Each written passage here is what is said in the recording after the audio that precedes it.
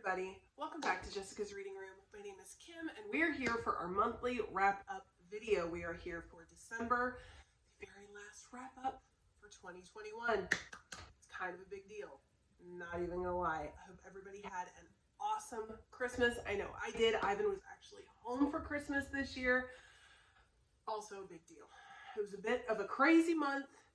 My book pile is not quite as big as I'd like it to be, but this month we actually did a bit more quality over quantity, so I'm all for that. So let's just get into it. What Kim read in the month of December, and I'm actually not going to forget to do worst and least this month, because it's like the last 2 months I've just completely forgotten. So okay, all right. So let us start with, I had a weird, I don't know, I was in like this weird Stephen King mood this month. I'm not entirely sure. My friend Jen actually suggested Billy Summers by Stephen King. This is his newest book. It was actually pretty good.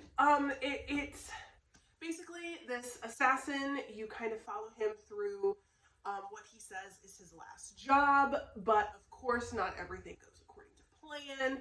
And so it just turns into this kind of huge, big affair where he, ends up having to find out, who it was who actually hired him for this job, and et cetera, et cetera. He meets a lot of people along the way, a lot of inner soul searching, a lot of him talking about his past. And it was actually a really good book. What I actually found really fascinating was the fact that at one point he ends up in Sidewinder.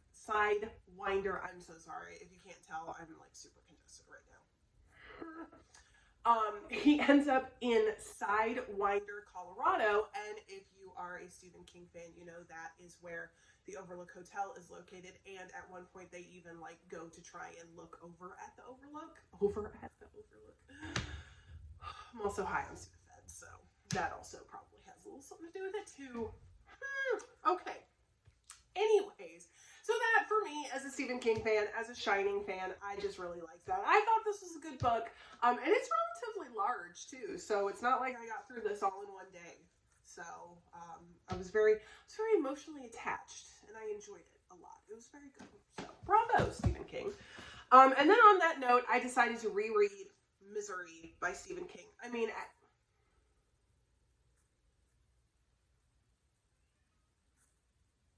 this book, honestly, I think this is my favorite by Stephen King, and it's possibly, like, the most terrifying. Annie Wilkes is a freaking scary-ass chick, okay? Like, I even rewatched the movie a couple of weeks ago, and it wasn't even that I was thinking, oh, I'm going to totally reread Misery this year.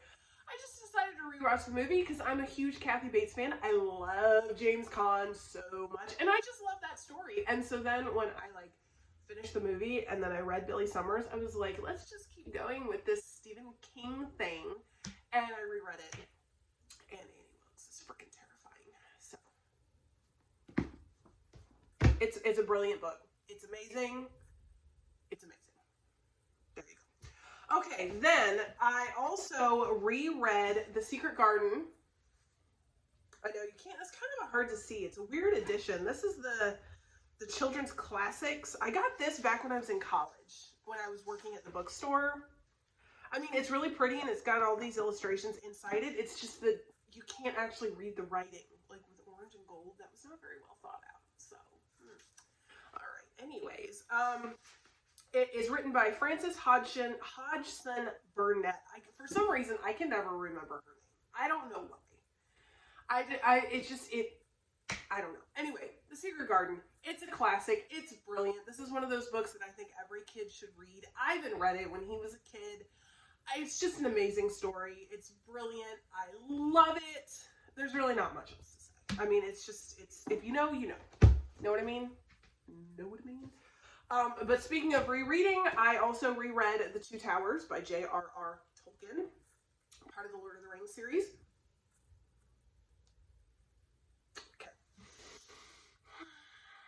Listen, I'm lucky enough to be able to breathe through my nose right now, so yeah, this is weird. This is a weird video. We see that every month. How is it that we say it every month that these videos are so weird, and yet it's not weird anymore. This is like the norm. Excuse me. You know what I'm saying? You know what I'm talking about? Okay. Anyway, the two towers, I don't even know what I'm saying at this point. You continue Frodo and Sam's journey trying to take the ring to Mount Doom. Aragorn, Legolas, and Gimli end up in Rohan. You got Helm's Deep, and you got Shelob's Lair. It's just, you get to Gondor for the first time. I mean, when I first read this, when I was back in like upper high school, for some reason, I like walked away from this book and I was like, oh my gosh, the Two Towers is so boring. Oh my gosh. Now, rereading it as an adult, I actually really like this book. I thought it was really, really good. So, you know, I swear we're not going to be able to make it through this video. Oh man, I need to take a nap. That's my problem, is I'm so hopped up on Dayquil. And Dayquil's got a lot of Sudafed in it, and it's just, you know what I mean? You know what I'm saying? Alright, next. Krampus, the Yule Lord, by Brom. Ta-da! This is my first ever Brom book. My first ever Brom book. Okay. I got this book for Ivan like multiple years ago because Ivan's a huge fan of Krampus. I'm not going to sit here and pretend that I know much about the legend of Krampus because I'm not a real big Norse, Scandinavian mythology type of person. Like, I can name the major players, but that's kind of it. So I don't know much about Krampus. So all I really had to go on was the movie, which, don't get me wrong, we love the movie. But this was an interesting view on what I guess is the traditional character of Krampus. And I really liked it. At first I thought that it was going to be like super fast to get through because it's not like crazy huge. But it's actually really involved and it's really emotional, and you go through like this weirdo crisis of right versus wrong. Which side are you actually agreeing with? You know, you kind of sort of see both sides, but what's happening in that kind of way, if you know what I'm talking about. And the illustrations are amazing. Like, I plan on reading more Brom just because of the illustrations. They were flipping gorgeous. So, I mean, it was fan. I liked it. I liked it a lot. I thought it was really good. I mean, the cover all on its own, you know? It's not getting Claire. There we go. Okay. Anyway, so there you go. Krampus the Yule Lord. Alright, then we have The Spear by James Herbert. Oh my gosh, Blair. There we go.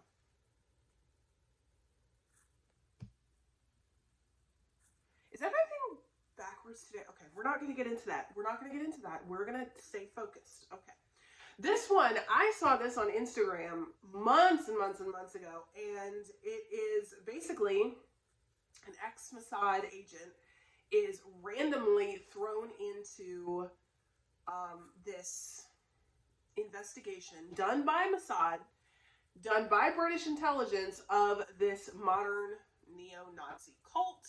But of course, we can't just have modern neo-Nazis. No, they gotta be demonic. There's got to be some kind of spiritual element to it. And it is about the spear, the holy spear, that was thrust into Christ's side, and Hitler's obsession with it, Himmler's obsession with it, this whole, new order brought forth by these, neo-Nazis who are coming forward. And I liked it. I wish I had liked it a little more. Like, to me, why is this spear, what is it with this spear that's so, listen, as a historian, I get it. I mean, if you actually found the spear that was thrust into Christ's side on the cross, that's a big deal for me. As a Christian and as a historian, I'd be like, oh my gosh, geeking out. But, like, actually having, like, some kind of power that's gonna, I don't know. I don't know. I mean, I would really love to know why this spear had this kind of power.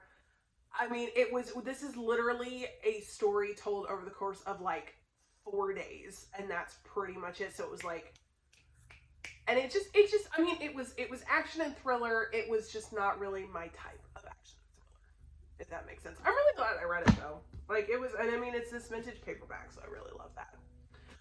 Okay. Then we have, this is from my Christmas book pile. Like I'm excited that I got one of those, because if you go on my Instagram and you see the huge book piles that my parents and Ivan gave to me, I've gotten through one of them. One book. Okay. And it is The Sacrament by Olafsson.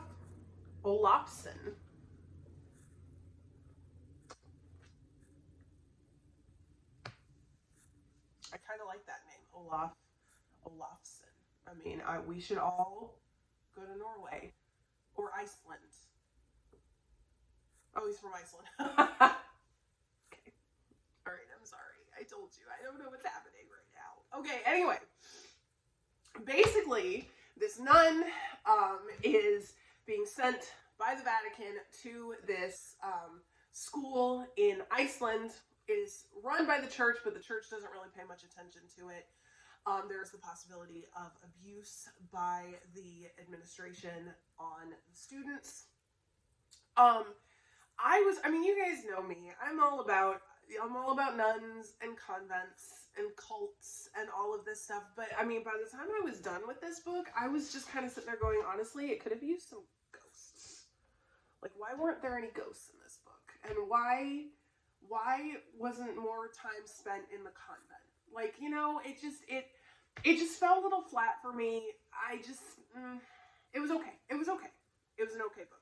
It was a little confusing because it did like this multiple timelines thing. And the problem is that it was really hard to differentiate between the multiple timelines, if that makes any kind of sense. But I mean, this cover though, but look at the cover. Oh, we're going to have to possibly redo the most gorgeous cover tournament. We may have to make that a quarterly thing because there are too many covers and not enough time. You know what I'm saying? Okay. All right. So there we go. 7 books that Kim read in the month of December 2021. Woohoo! All right. We are going to do best and least. Excuse me.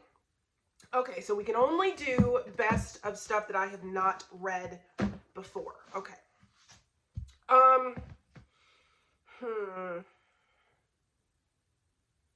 don't know. It's between Krampus and Billy Summers. And I think I'm going to say Krampus was my favorite of this month. Just because Billy Summers kind of fell a little flat on the ending.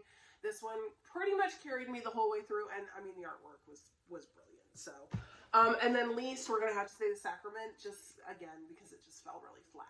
Like I liked it. I'm glad I read it, but is it my favorite of the year? No, not really. So there you go. All right, there it is. Okay. I would absolutely love to hear what y'all have been reading. Make sure you tell us down in the comments if you have any recommendations.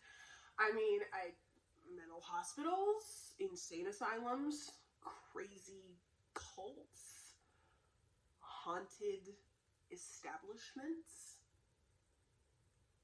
You tell me about it down in the comments and I will look at them and research them, and you know what? Possibly find my new favorite book. You know? Oh my gosh, you guys, I'm not even... So unprofessional this month. So unprofessional. I promise the next month I'm not actually going to be sick. Like, it's a cold, and it's just one of those obnoxious colds where it's like, you're sick and you're congested, but it's not that you necessarily feel bad, but you feel just uncomfortable enough to be uncomfortable, you know? And okay. Anyway, I would love to hear what your favorite books of 2021 are. Make sure you tell us that down below too. I am considering possibly doing a video with my top reads of 2021. We shall see. I know that both Jessica and I and Yami have our lists. Yami's posted today, mine will post tomorrow, and Jess, I assume, will post on Friday. So make sure you keep a lookout for that on our website and on our Facebook page. So there we are. All right. Thank you guys so much for watching. I hope you have an amazing new year, and we will see you in January of 2022. Bye.